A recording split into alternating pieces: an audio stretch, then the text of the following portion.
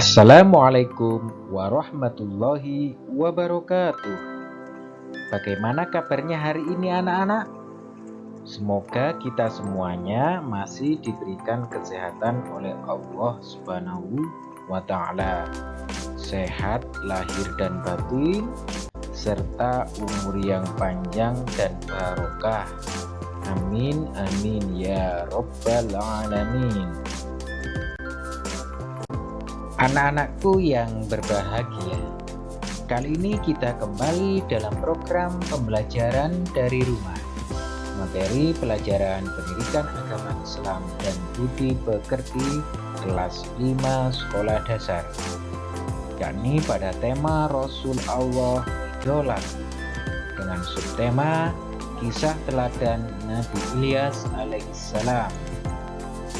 Namun sebelum kita mulai, terlebih dulu marilah kita membaca doa agar ilmu yang kita peroleh jadi ilmu yang bermanfaat dan barokah. Amin amin ya Rabbal alamin. Bismillahirrahmanirrahim. Raditu billahi robba wa bil islami dina wa bi Muhammadin nabiyya wa rasula. Rabbi zidni ilma warzuqni fahma. Rabbi zidni ilma warzuqni fahma. Rabbi zidni ilma warzuqni fahma. Birahmatika ya arhamar rahimin. Amin ya Rabbal alamin. Anak-anakku semuanya yang berbahagia, setelah kalian membaca doa sebelum belajar, berikutnya marilah kita simak penjelasan tentang kisah teladan Nabi Ilyas alaihissalam. Nabi Ilyas alaihissalam adalah keponakan Nabi Ilyas alaihissalam.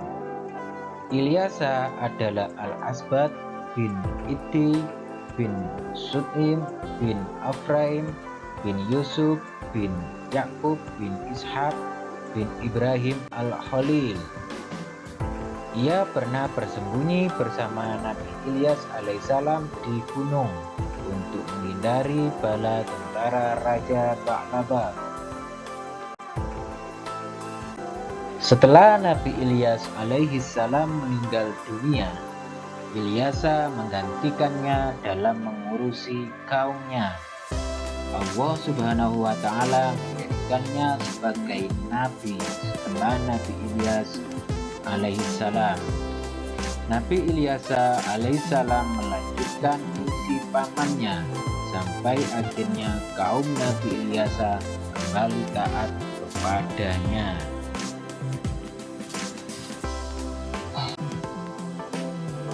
Selama masa kepemimpinan Nabi Ilyas alaihissalam, kaum Bani Israel hidup rukun, tentram, makmur karena berbakti dan takwa kepada Allah Subhanahu wa Ta'ala.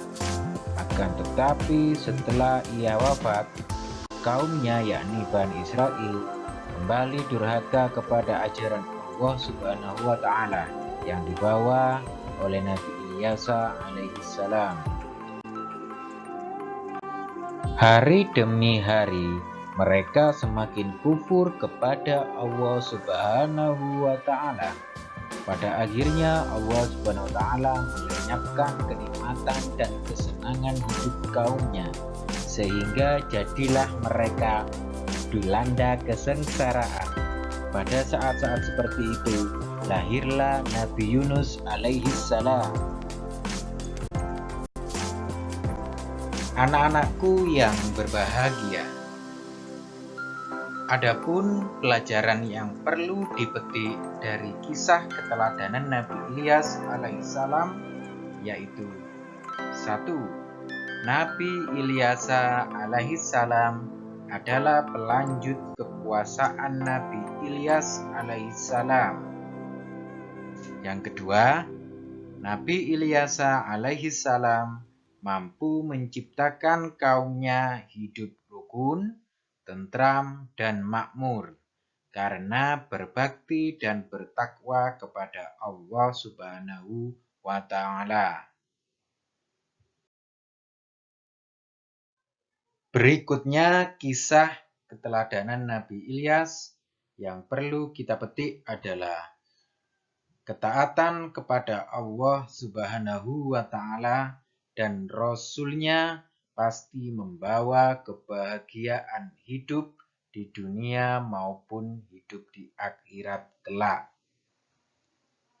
Kemudian yang nomor 4, pelajaran yang perlu dipetik dari kisah teladan Nabi Ilyas alaihissalam adalah bahwa kedurhakaan kepada Allah Subhanahu wa Ta'ala dan Rasul-Nya adalah penyebab kesengsaraan di dunia maupun di akhirat kelak.